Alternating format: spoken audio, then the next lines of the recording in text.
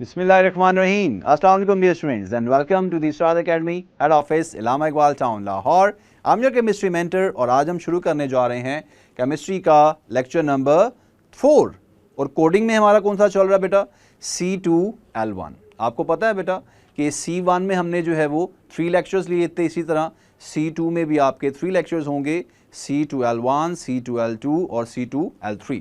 तो चलिए सबसे पहले देखते हैं बेटा कि आज के लेक्चर में हमारे पास पीएमसी के आउटलाइन में हमने कौन कौन से टॉपिक्स को देखना है। Here is the outline by the PMC. सबसे पहले बात बेटा फिजिकल स्टेट्स ऑफ मैटर में हमारे पास गैसेस का अलग से यूनिट है, ठीक है, और लिक्विड्स का अलग से यूनिट है और देन सॉलिड्स का अलग से यूनिट होगा।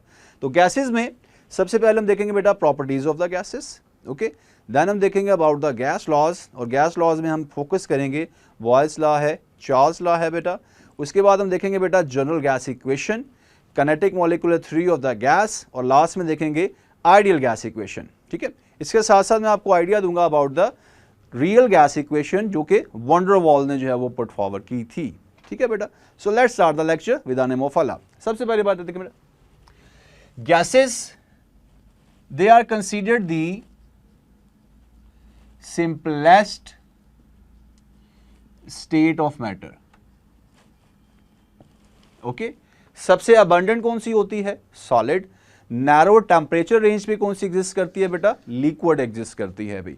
और कुछ बेसिक प्रॉपर्टीज जो हैं जो आपको पहले से पता होंगी उसको जरा रिव्यू कर लेते हैं। When you talk about shape, volume, intermolecular force and kinetic energy, सबसे क्लोज पैकिंग किस में होती है? सॉलिड में।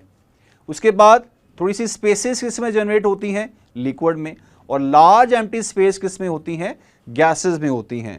यही वजह है कि बेटा सॉलिड की शेप और इसका वॉल्यूम जो है वो क्या होता है? फिक्स होता है। Talking about the liquid, they have not fix shape but इनका वॉल्यूम जो है वो क्या होता है? फिक्स होता है भी।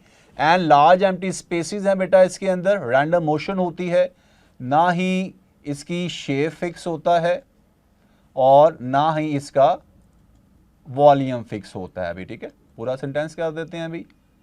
Not fix. क्लियर होगी बात? अब देखते हैं अभी इंटरमोलेकुलर फोर्स। सॉलिड में सबसे ज्यादा स्ट्रॉन्ग इंटरमोलेकुलर फोर्स होती है क्लोज पैकिंग की वजह से। लिक्विड में ये मॉडरेट हो जाती है और वीक होती हैं किसमें बेटा? गैस में, okay. Talking about the kinetic energy, इसमें लेस होती है बेटा, they can only vibrate, okay बेटा। लिक्विड में ये थोड़ी सी हाई हो जाती है और गैसेस में सबसे ज्यादा क्या होती है? काइनेटिक एनर्जी पाई जाती है अभी, ठीक हो गया बेटा, okay. Now let's talk about the pressure. अगर मैं आपसे कहूं कि अगर जिस पोजीशन में भी आप बैठे हुए हैं, आपके सामने टेबल है, बुक है, कोई भी ऑब्जेक्ट है, अगर आप अपने हैंड से उसके ऊपर फोर्स लगाएं तो आप उस एरिया के ऊपर फोर्स लगा रहे हैं ना, ठीक है। तो basically P is equal to F over A, force applied per unit area is called as pressure, ठीक है। फोर्स का यूनिट क्या होता है? न्यूटन। एरिया का मीटर स्क्वायर, तो यूनिट बना न्यूटन पर मीटर स्क्वायर। इसकी जगह पे पास्कल भी टर्म यूज की जाती है, ठीक है। अब हम चलते हैं towards the standard atmospheric pressure.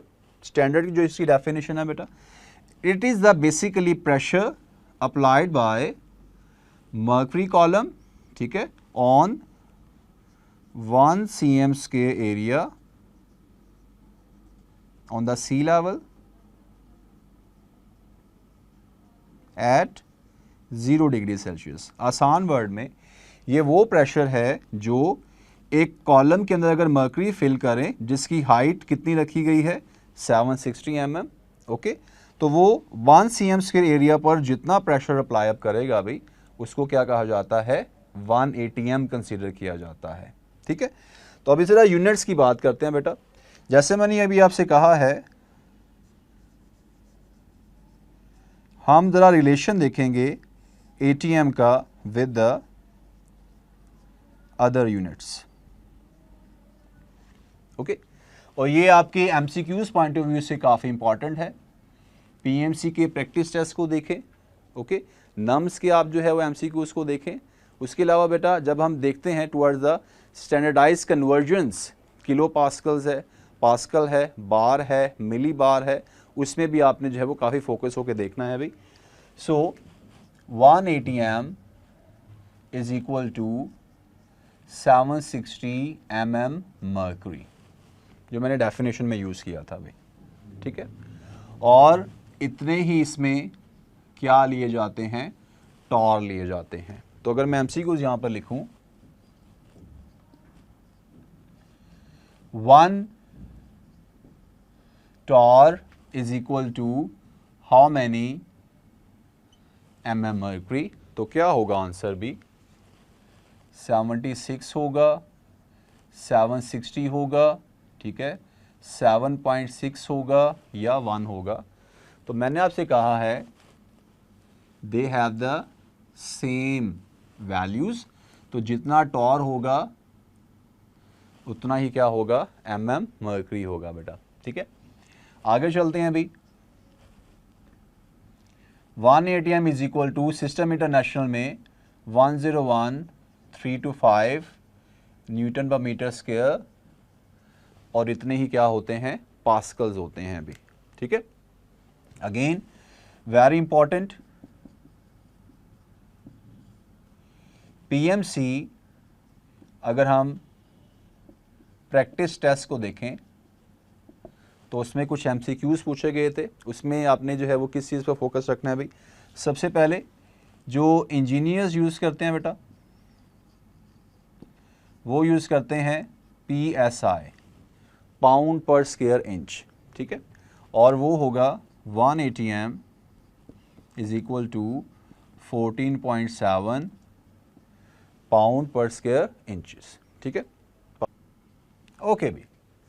सो जो मेट्रोलॉजिस्ट होते हैं, जो वेदर कंडीशंस को जो है वो प्रिडिक्ट कर रहे होते हैं, वो कौन से यूज़ करते हैं अभी, पहले उनका नेम आपने याद रख लेना है अभी। दे आर कॉल्ड मेट्रोलॉजिस्ट्स, ठीक है। और मेट्रोलॉजिस्ट यूज़ कर रहे होते हैं मिली बार, ओके। तो 1 ATM जो है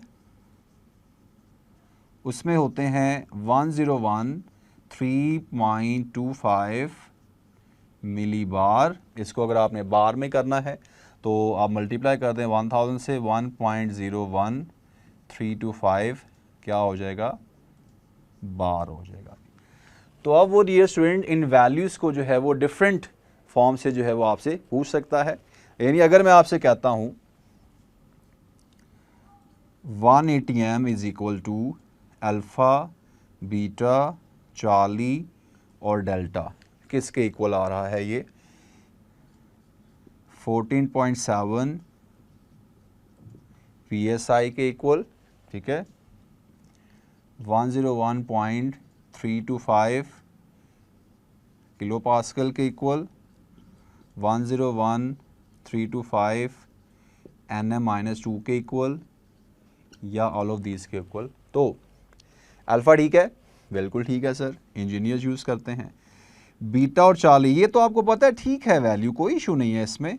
इसमें और इसमें क्या डिफरेंस है अभी, बस मैंने क्या किया है, इस वैल्यू को मैंने किलो पास्कल में करने के लिए क्या किया है, 1000 से डिवाइड कर दिया है भाई।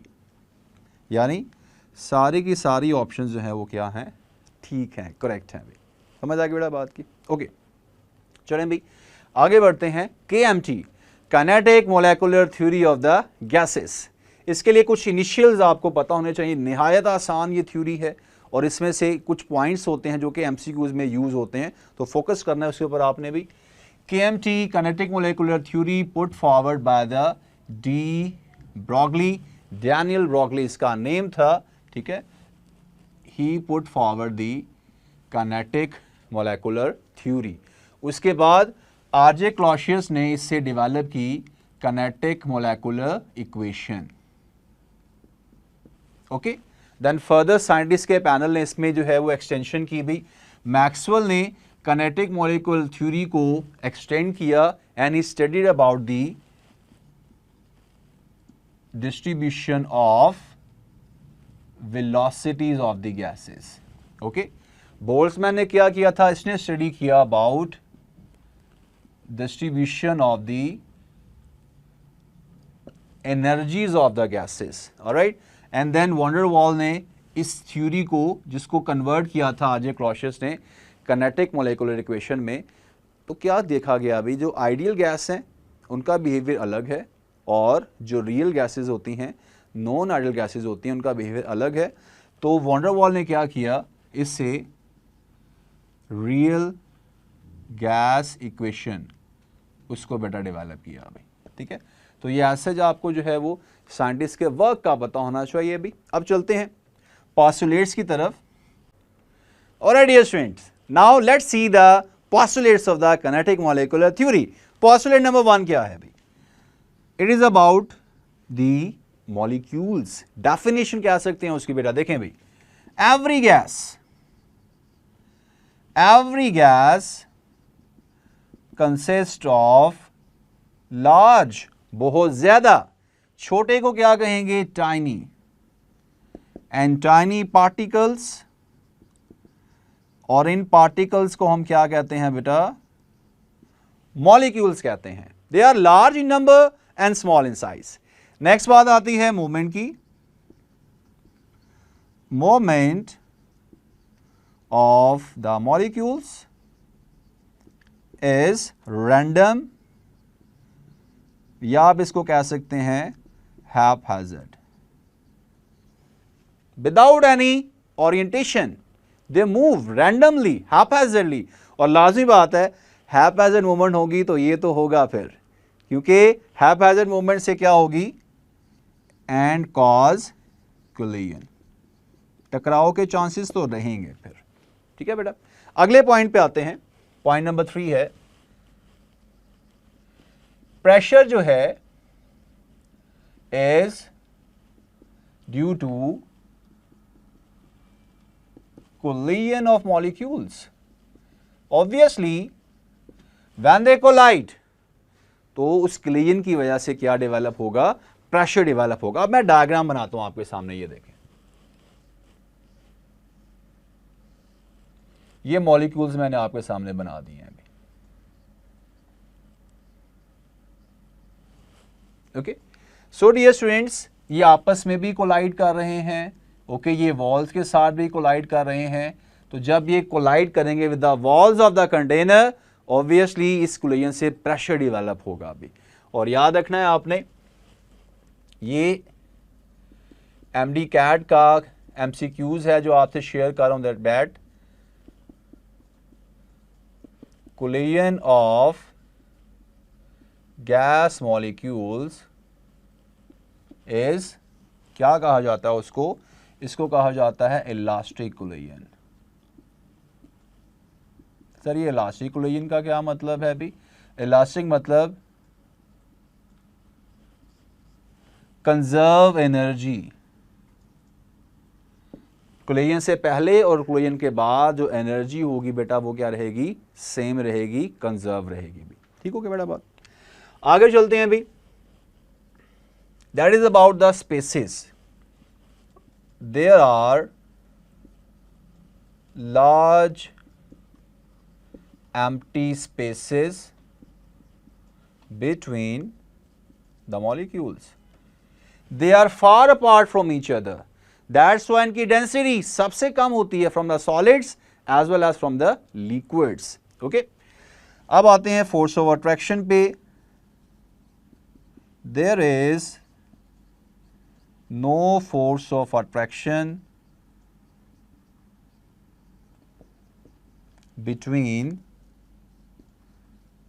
the molecules of the gases।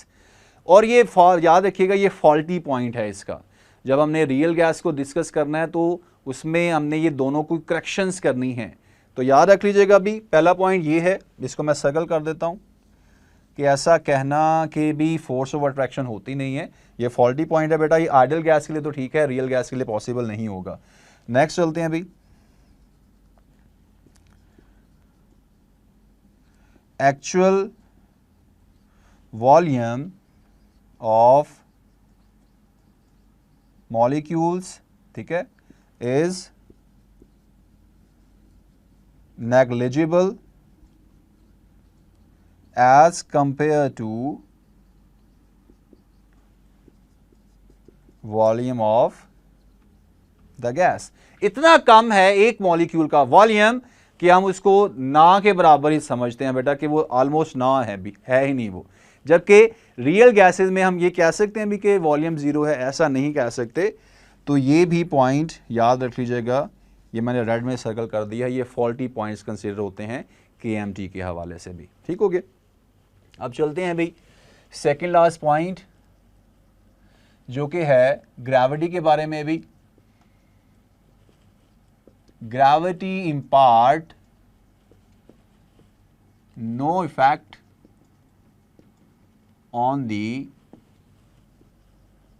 Movement of gas molecules.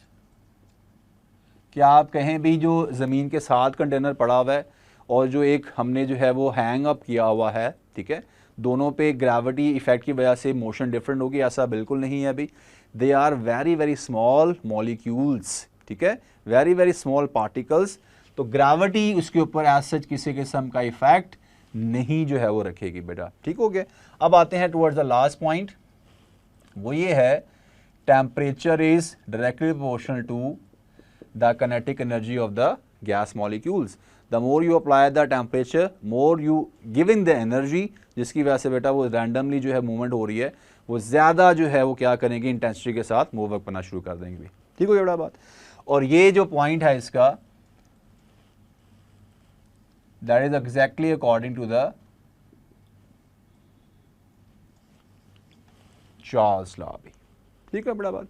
अच्छा, अब लॉज की बात हो चुकी है, तो डियर स्टूडेंट्स ये जो हमने अभी पॉस्टुलेट्स देखे हैं, इसमें ये जो मैंने आपको बताया था अभी RJ क्लैशियस जिसने काइनेटिक मॉलिक्यूलर इक्वेशन दी थी, उसके मुताबिक PV इज इक्वल टू 1/3, ठीक है, mNc²। ठीक हो गया। इसमें प्रेशर है, ये वॉल्यूम है, ये m क्या है बेटा, मास ऑफ वन मॉलिक्यूल है। इसमें कैपिटल N क्या है, टोटल नंबर ऑफ मॉलिक्यूल्स हैं। और वेरी इंपॉर्टेंट, c² को कहा जाता है root mean square velocity. MCQ इसी में से पूछा जाता है। इसका रिलेशन आपने याद रख लेना बेटा, that is equal to 3RT/m और अंडररूट लेना है इसका बेटा हमने। अगर हम देखें तो रूट मीन स्क्वायर वेलोसिटी जो है that is directly proportional to the temperature and inversely proportional to the molar mass. यानी अगर डिफरेंट गैसेज हैं और हमने देखना है कि रूट मीन स्क्वायर वेलोसिटी किसकी ज़्यादा है, तो जिस गैस का मोलर मास कम होगा वो ज़्यादा जो है वो root mean square velocity exist कर रही होगी, कंसिस्ट कर रही होगी बेटा। ठीक हो गया। अच्छा, अब जरा ये देखते हैं कि ये जो रूट मीन स्क्वायर वेलोसिटी है, ये मैक्सिमम किसके लिए होगी बेटा और ये मिनिमम किसके लिए होगी? देखें भी, ऑक्सीजन, नाइट्रोजन, कार्बन डाइऑक्साइड और सल्फर डाइऑक्साइड। तो लिखते हैं भाई, इसका है 32, 28, 44 और 64। सो सबसे मैक्सिमम लेवल पे कौन सा जाएगा बेटा? दिस वन, कि इसका मोलर मास कम है। और सबसे मिनिमम रूट में इसके वेलोसिटी किसकी होगी बेटा? इसकी होगी, क्योंकि इसका मोलर मास सबसे ज़्यादा आ रहा है भाई। समझ आ गई बेटा बात की भी? ठीक है। अब चलते हैं भी, जो लॉस की मैं आपसे बात कर रहा था उसकी तरह मूव करते हैं भी। इसको करते हैं रिमूव।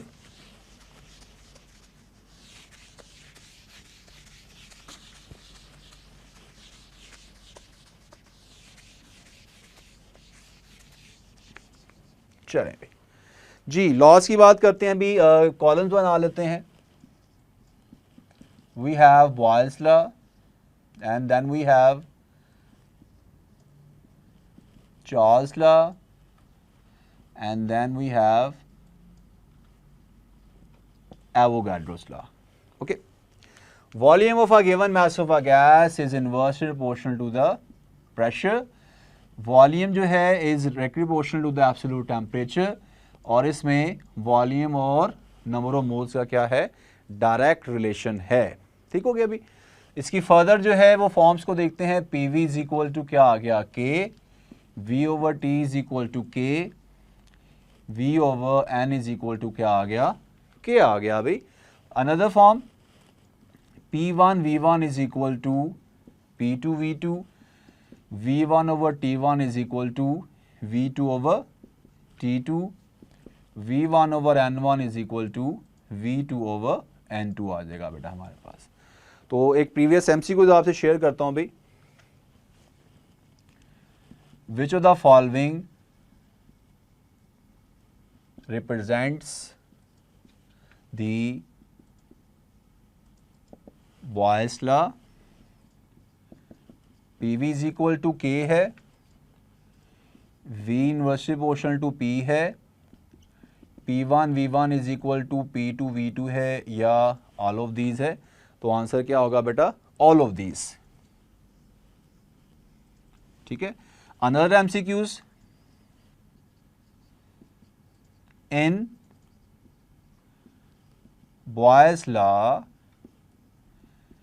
K किसके इक्वल होता है, P ओवर V के, PV के, V ओवर P के, या सारी बातें ठीक है इसमें बेटा. किसके इक्वल आ रहा है K, PV के इक्वल आ रहा होता है अभी. समझ आ गई बेटा बात की. चलें अभी अब चलते हैं कुछ फर्दर टर्म्स की तरफ. बॉयल्स में कॉलम बना देते हैं फिर से.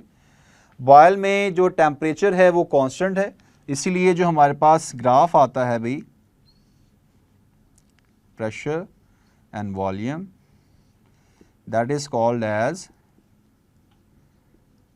Isotherm. Iso means same and therm means temperature. Similarly अगर चार्ल्स में बात की जाए बेटा, टेम्परेचर और वॉल्यूम है, सेम प्रेशर होता है.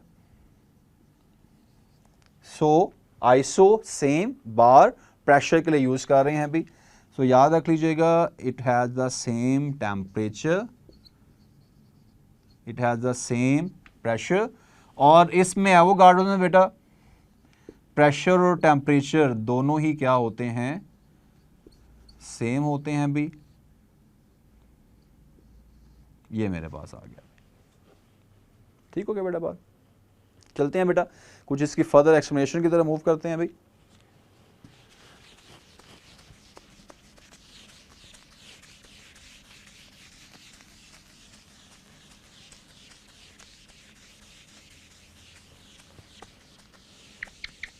ओके जी स्टूडेंट्स, तो जो बेटा आपके जो है अटेंशन लेवल है उसको चार्ज अप करते रहा करें साथ साथ.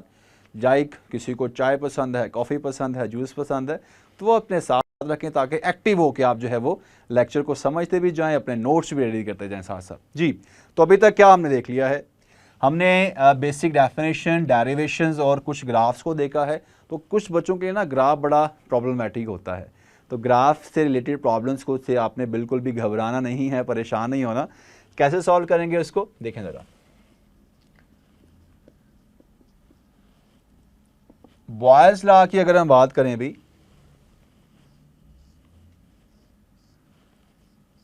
तो ये देखें बेटा, प्रेशर वर्सेस वॉल्यूम की अगर बात करें, दिस वन. ठीक है. अगर मैं यहाँ पर लिखता हूँ 1 ओवर V और प्रेशर, तो इस तरह आता है. अगर मैं यहाँ पर लिखता हूँ प्रेशर और PV, तो इस तरह है. ये सारे ही किसको रिप्रेजेंट कर रहे हैं, आइसोथर्म को रिप्रेजेंट कर रहे हैं. कैसे, इसके बारे में तो मैं आपको बता चुका हूँ भाई. आइसोथर्म है ये. अगर प्रेशर को इंक्रीज करने से वॉल्यूम डिक्रीज होता है, तो इसका मतलब है वॉल्यूम का जो इन्वर्स है वो ऑटोमेटिकली इंक्रीज होगा.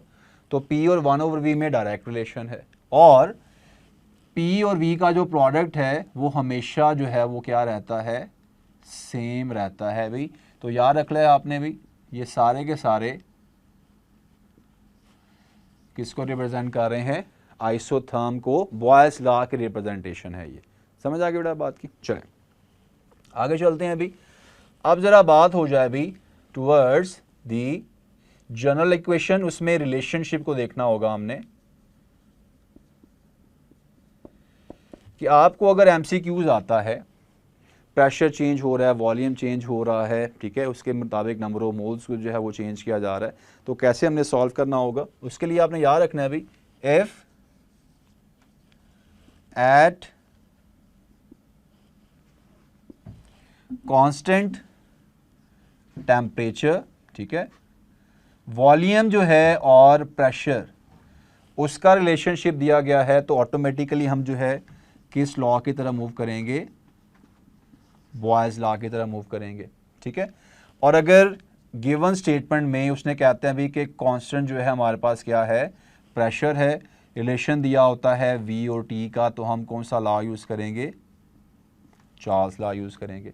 कई दफ़ा आपको क्या दिया होगा, प्रेशर, वॉल्यूम, टेम्परेचर, इनकी इनिशियल वैल्यूज़ दी होंगी, प्रेशर, वॉल्यूम, टेम्परेचर में से कोई एक फैक्टर उसने पूछा होगा। फिर हम क्या करेंगे, फिर हमने क्या करना है भाई, हम ये फार्मूला लगाएंगे P1 V1 over T1 is equal to P2 V2 over T2। ये फार्मूला हमने उसमें अप्लाई करना होगा अभी, उसको ज़रा अप्लाई करके देखते हैं बेटा। मूव करते हैं नेक्स्ट। ऑलराइट स्टूडेंट्स, तो चलते हैं बॉयल्स, चार्ल्स और एवोगाड्रो से रिलेटेड एमसीक्यूज की तरफ। नम्स के एमसीक्यूज देखते हैं। स्टेटमेंट में मैंने जैसे कहा था क्रैक करना है सबसे पहले कि लॉ कौन सा अप्लाई होगा, at constant pressure at which temperature volume of a gas becomes double than at the 0 degree Celsius. तो कौन सा लॉ लगेगा, ऑब्वियसली चार्ल्स लॉ की तरह मूव करेंगे। ओके, सो अप्लाई करते हैं V1 over T1 is equal to V2 over T2। हमने क्या फाइंड करना है अभी, 0 इनिशियल दिया हुआ है और फाइनल टेम्परेचर फाइंड करना है। T2 will be equal to V2 over V1 into T1। उसने हमें कहा है वॉल्यूम जो है वो डबल हो जाना चाहिए, यानी कि 2 टाइम्स ऑफ V1 होना चाहिए। अभी ये मेरे पास V1 आ गया। टेम्परेचर याद रखिएगा, जब आपको कैलकुलेशंस करनी है तो टेम्परेचर हमेशा आपने केल्विन में लेना है। जो भी टेम्परेचर दिया हुआ है उसमें आपने 273 ऐड करके केल्विन में कन्वर्ट करना है, ठीक है। तो 0 का मतलब हुआ 273, T2 हमारे पास आ गया, इसको मल्टीप्लाई करेंगे 546 केल्विन, ठीक है। इसमें से माइनस 273 करेंगे 273 डिग्री सेल्सियस। ये दोनों ही आंसर्स जो हैं वो क्या हैं, ठीक हैं। अभी ऑप्शन देखते हैं जी। 273 केल्विन नहीं है, डिग्री सेल्सियस आता है। 546 केल्विन राइट आंसर है, बाकी सारे रॉन्ग हैं। अभी समझ आ गई बात की, आगे चलते हैं। अ वेरी इंपॉर्टेंट नोट, अगर स्टेटमेंट में if pressure and temperature increase और डिक्रीज साइमल्टेनियसली, तो देन वॉल्यूम जो है वो बेटा क्या रहेगा, सेम रहेगा। क्या मतलब ये बात का, ये देखें, अगर मैं कहता हूं भाई कि P1 जो था, ठीक हो गया, वो 1 है, T1 जो था वो भी 1 है, ठीक है, V1 जो है वो हमारे पास है 2। मैं क्या करता हूं भाई, प्रेशर को मैंने क्या कर दिया,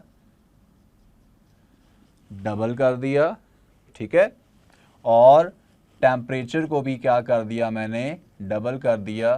तो V2 क्या होगा, कोई चेंज नहीं आना। फॉर्मूला अप्लाई करके देख लें भी आप, P1 V1 over T1 is equal to P2 V2 over T2, ठीक है। P1 1 है, V1 मैंने कितना लिखा हुआ है, 2 लिखा हुआ है, T1 भी 1 है। अब क्या करना है भाई, P2 को करना है डबल, V2 मैंने फाइंड करना है, मैंने T2 को भी क्या कर दिया डबल, ठीक है, ये कैंसिल हो गया, तो V2 भी मेरे पास 2 ही आ रहा है यूनिट। हमारे पास जो है क्यूबिक डेसीमीटर या वो क्यूबिक सेंटीमीटर कुछ भी कह सकता है अभी, ठीक है। सो क्या चेंज आया है सर? कोई चेंज नहीं आया। क्लियर होगी बात बेटा? ये याद रखनी है आपने, ठीक है। अब फर्दर कैलकुलेशन की तरफ मूव करने से पहले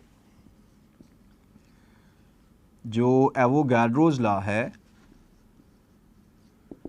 ठीक है, जो मैंने आपके सामने लिखा था, equal volume of a gas, ठीक है, at constant temperature and pressure will have the equal number of molecules. इसको आपने जो है वो माइंड में रख लेना है। और कंडीशंस STP की अगर कंडीशन देखी जाए बेटा, तो ये 0 डिग्री सेल्सियस होता है, 1 atm प्रेशर होता है, ठीक है, और इस पे जो वॉल्यूम लिया जाता है, याद रखिएगा बेटा, that is 22.4 cubic decimetre. 0 degree Celsius का मतलब क्या हुआ? 273 केल्विन, 1 atm, ठीक है, तो वॉल्यूम कितना हुआ? 22.4 क्यूबिक डेसीमीटर भी, ठीक है। मैंने आपको गैसेस के चैप्टर में बताया था कि जब आप इसको STP को चेंज करेंगे किसके साथ बेटा? RTP के साथ, तो वॉल्यूम कितना हो जाता है? वो फिर वो 24 हो जाता है अभी, ठीक है। यहाँ पर मैं आपको जो MCQs बताना चाह रहा था अभी, वो आपसे अगर पूछता है STP कंडीशंस के ऊपर टेम्परेचर कितना लिया जाता है, 0 डिग्री सेल्सियस या 273 केल्विन, और प्रेशर कितना लिया जाता है? 1 atm लिया जाता है अभी, ठीक है। ये MCQs पूछा जाता है अभी। ओके डियर स्टूडेंट्स, तो अब चलते हैं एक बहुत ही इंपॉर्टेंट डेफिनेशन जो कि है एब्सोल्यूट टेम्परेचर। ओके, सो लिखते हैं अभी एब्सोल्यूट टेम्परेचर, और इसको आपने कंफ्यूज नहीं करना with the absolute zero. Sir फ़र्क क्या है दोनों में? पहले तरह मैं डेफिनेशन बता दूं आपको, फिर आगे मूव करता हूं कि फ़र्क क्या है। देखें, absolute temperature is a temperature at which ideal gas जो है उसका वॉल्यूम क्या हो जाता है? 0, ठीक है। ये हाइपोथेटिकल जो है हमारे पास टेम्परेचर की वैल्यू है, ये अटेन नहीं हुई अभी तक, ठीक है। याद रखना है, जो अभी तक मिनिमम टेम्परेचर अटेन किया है हमने वो 10⁻⁻5 K है, और जो एब्सोल्यूट ज़ीरो या एब्सोल्यूट टेम्परेचर की वैल्यू हमने देखी है बेटा, वो कितनी होती है? 0 K कंसीडर की जाती है अभी। तो अभी तक यहाँ तक पहुँचे हैं हम, 0 K अटेन नहीं किया, अनअटेनेबल ये हमारे पास जो है वो क्या है? टेम्परेचर है। अब आते हैं कि सर आप कह रहे थे कि फ़र्क है एब्सोल्यूट टेम्परेचर में एब्सोल्यूट ज़ीरो में। एब्सोल्यूट टेम्परेचर हमेशा केल्विन में लिया जाता है, वैल्यू मैंने लिख दी है 0 के, और जो एब्सोल्यूट ज़ीरो है वो -273.16 डिग्री सेल्सियस में भी हो सकता है, फ़ारेनहीट में भी हो सकता है, -459.6 फ़ारेनहीट, ठीक है, और केल्विन में तो मैं बता ही चुका हूँ। So my dear students, MCQ आता है, which of the following represents absolute temperature? Only 0 K. Which of the following represent absolute 0? This one, yes. This one, yes. This one, yes. सारी absolute 0 की वैल्यूज हैं अभी, ठीक है बेटा बात। अच्छा, अब इसको ज़रा आगे लेकर चलते हैं। अभी जो absolute 0 है, जो मैंने आपके सामने स्केल्स लिखे हैं, डिग्री सेल्सियस है, और इसका रिलेशन जो है हमने देखना है किसके साथ बेटा? केल्विन के साथ। सबसे आसान यही है, the value in the degree Celsius, ठीक है, उसको हमने प्लस कर देना है विद द 273, तो ये वैल्यू आ जाएगी हमारे पास बेटा। केल्विन से रिवर्स करना है तो इसी को माइनस कर दें भाई। अब आते हैं फ़ारेनहीट और सेल्सियस का बेटा, 9/5 है डिग्री सेल्सियस, +32 करेंगे इसमें, ठीक है, और अगर रिवर्स देखना है भी तो फिर हम करेंगे बेटा डिग्री फ़ारेनहीट आ गया मेरे पास, ठीक है। यहाँ पर लिखेंगे 5/9 और माइनस का कर देंगे 32 कर देंगे अभी, ठीक है। और यहाँ पर एक MCQs आपने याद रख लेना है, at which temperature degree Celsius and degree Fahrenheit have same values, ठीक है। Options are alpha, beta, Charlie, delta, 4 degree, -4 degree, -40 degree या +40 डिग्री। तो आंसर इसका क्या है, -40 डिग्री है। पुट करके देख लें बेटा, अगर मैं इसमें -40 पुट करूँगा आंसर वही रहेगा, ठीक है। और डिग्री सी में पुट करूँगा फिर भी वही रहेगा। पुट करके चेक करते हैं अभी आपके सामने अभी इसको।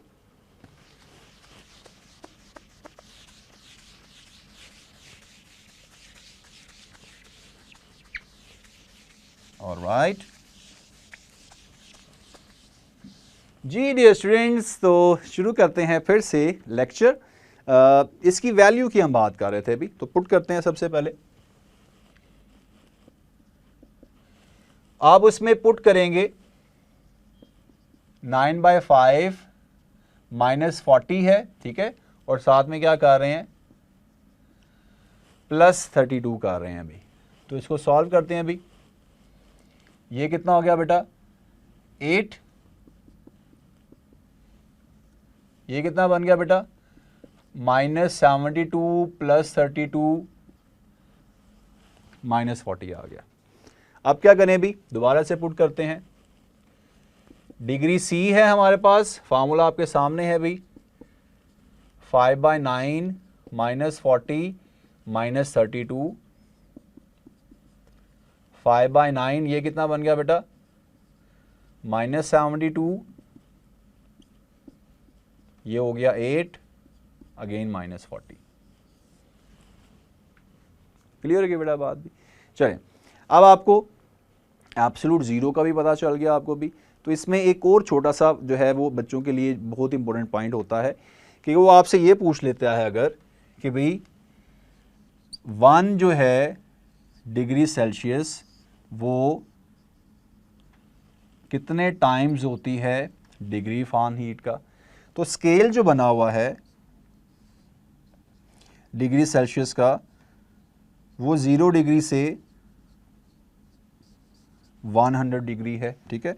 यानी एक डिग्री जो है, एक जो है बार वो 1 डिग्री सी को रिप्रेजेंट कर रहा है। और अगर फ़ारेनहीट की बात करें बेटा तो इसमें 32 डिग्री फ़ारेनहीट है, ठीक है, 212 डिग्री फ़ारेनहीट है। ये हमारे पास है फ्रीजिंग पॉइंट ऑफ वाटर और ये है boiling point of the water. तो इसमें अगर मैं डिवीजन्स करता हूँ, ये मेरे पास 180 डिवीजन्स बनती हैं भाई, ठीक है, और 1 जो है डिवीजन 1.8 डिग्री को शो कर रहा है। यानी 1 degree is 1.8 times of the degree Fahrenheit. इतने टाइम उससे ये ग्रेटर होगा भाई, ठीक है।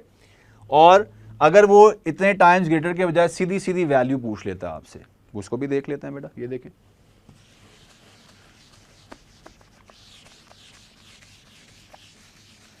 ऑलराइट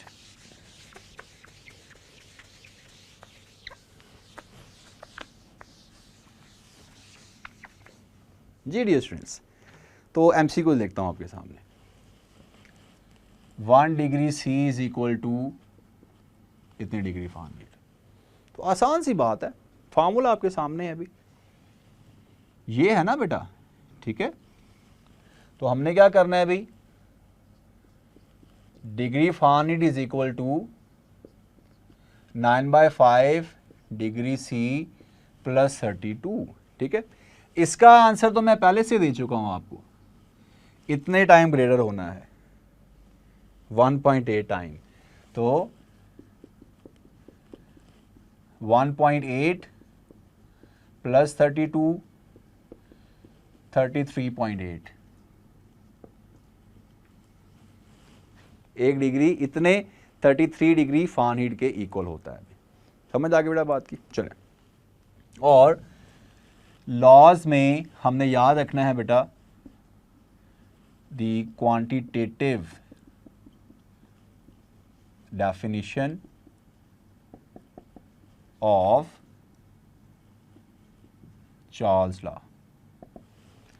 जब भी चार्ल्स लॉ को आपने डील करना है, temperature not in the Celsius, हमेशा किस में लिया जाएगा? केल्विन में लिया जाएगा, क्योंकि जो ग्राफ है वॉल्यूम और टेम्परेचर का बेटा, जब भी हमने इसको कंसीडर करना है तो उसमें बेटा ये जो ज़ीरो आता है वो कभी भी डिग्री सेल्सियस में नहीं आता, वो केल्विन में आता है अभी। ठीक है, ये देखें ज़रा, टेम्परेचर वॉल्यूम को मैं लिख रहा हूँ आपके सामने, ये देखें भी, आपकी टेक्स्ट बुक में भी ये बना हुआ है। इसको अगर देखा जाए, दिस इज़ टेम्परेचर, अगर मैं लूँगा बेटा केल्विन में तो फिर ये ज़ीरो आएगा। अगर मैं टेम्परेचर लेता हूँ डिग्री सेल्सियस में तो ये ज़ीरो के बजाय क्या लिया जाएगा? -273.16। याद रहेगी बात बेटा, ये कभी भी ज़ीरो के नहीं इक्वल आएगा, ये इसके इक्वल आना चाहिए फिर। यानी बात बताने की क्या है, whenever you are doing the calculations, always convert the temperature from the degree Celsius to the degree Kelvin। और मुझे बताएं भाई, इन दोनों ग्राफ्स में से कौन सा ग्राफ ठीक है?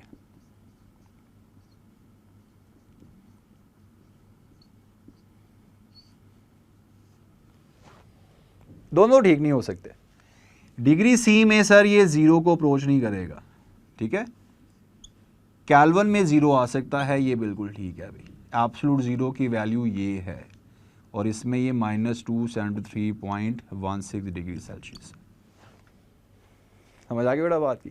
अच्छा, अब आता हूँ मैं दोबारा quantitative definition of the Charles law. ये डेफिनेशन क्या बताती है भी, ये देखें, 1 डिग्री जब भी राइज और फॉल होगा किस में डियर स्टूडेंट्स? टेम्परेचर में, ठीक है। तो राइज और फॉल होगा वॉल्यूम का बाय फैक्टर 1/273। इसको भी आसान करके बताएं, 1 डिग्री टेम्परेचर में इजाफा या कमी करेंगे तो वॉल्यूम 2 क्यूबिक सेंटीमीटर या तो बढ़ जाएगा या 2 क्यूबिक सेंटीमीटर कम हो जाएगा, ठीक है। एग्जाम्पल के साथ बताता हूँ आपको, भी परेशान होने की ज़रूरत नहीं है। बिकॉज यहाँ पर पहले ज़रा मिटा दूँ इसको, फिर आपसे ज़रा चिट चैट भी होती रहेगी, लेक्चर भी होता रहेगा साथ साथ। ओके, सो डियर स्टूडेंट, इस पॉइंट को अब थोड़ा सा हम क्या करते हैं, मैथमेटिकली देखते हैं। और अगर आपको किसी भी पॉइंट पे प्रॉब्लम होती है तो व्हाट्सएप ग्रुप इसी मकसद के लिए है। आप अपनी किसी भी किस्म की क्वेरी को फ़ौरन शेयर किया करें, कन्फ्यूजन को दबा के नहीं रखना आपने भी। ओके जी, तो इसको मैं अब मैथमेटिकली लिखता हूँ आपके सामने, ये देखें, Vt is equal to V0 1 + T/273। Vt क्या है? ये है वॉल्यूम एट टेम्परेचर T, ये है वॉल्यूम एट 0 डिग्री सेल्सियस, और ये T है temperature in the degree Celsius, ठीक है। हम इस चीज़ को जस्टिफाई करने लगे अब। Let's say if I say that कि V0 मेरे पास है 546 क्यूबिक सेंटीमीटर, ठीक है। और आपको मैंने बता दिया है ये V0 हमने किस पे लिया हुआ है? 0 डिग्री सेल्सियस पे है, ठीक है।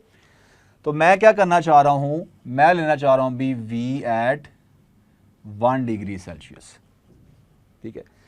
तो इस डेफिनेशन के मुताबिक 1 डिग्री इजाफा किया है तो वॉल्यूम 2 क्यूबिक सेंटीमीटर बढ़ना चाहिए।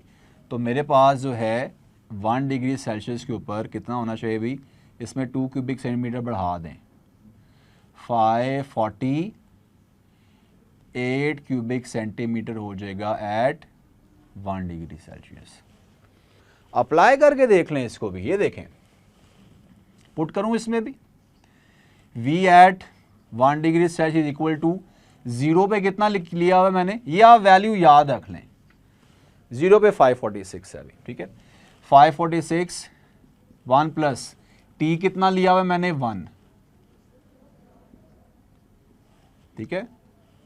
ये कितना आ गया अभी 546 273 प्लस ये आ गया 1,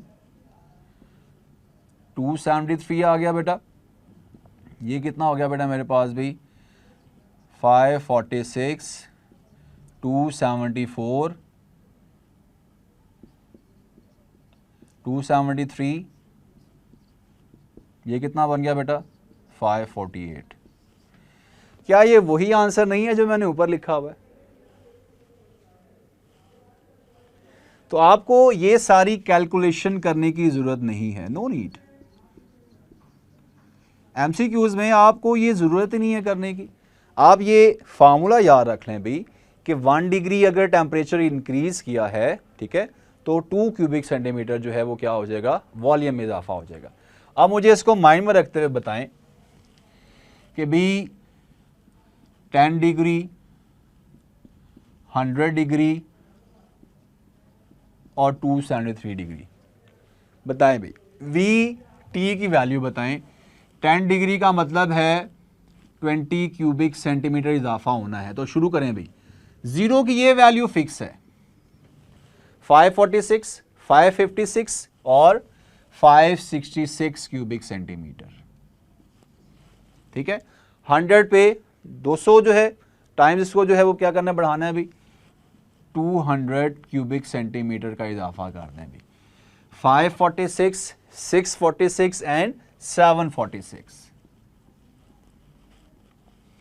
273 डबल करें 546 546 और 546 कितना हो गया बेटा 1092 क्यूबिक सेंटीमीटर। और इसकी लास्ट जस्टिफिकेशन सुन लें, जब आप वी और टी की रेशो लेंगे ये हमेशा क्या आएगी, सेम आएगी। शर्त यह है कि टेम्परेचर केल्विन में लिया जाएगा, क्योंकि चार्ल्स लॉ में टेम्परेचर हमेशा केल्विन में लिया जाता है। यहां पर मैं बता चुका हूं आपको उसकी रीजन भी, ठीक है बेटा। तो लेते हैं अभी सबसे पहले भी वी नॉट 546 है, टेम्परेचर मैंने कहा चार्ल्स की रेशो के लिए टेम्परेचर केल्विन में आता है, 0 का मतलब है 273, आंसर 2 आ गया। सबका आंसर 2 आना चाहिए, तब जाकर हमारी ये क्वांटिटेटिव डेफिनेशन को वैलिड करेंगे। देखते हैं, मैंने कहा था सबसे पहले 1 के लिए निकाली थी भी, ठीक है।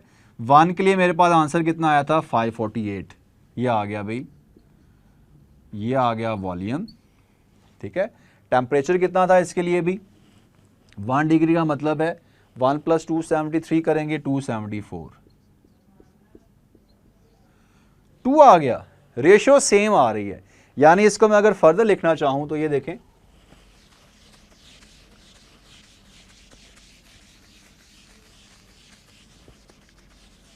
फर्दर लिखते हैं बेटा आपके सामने जी, V ओवर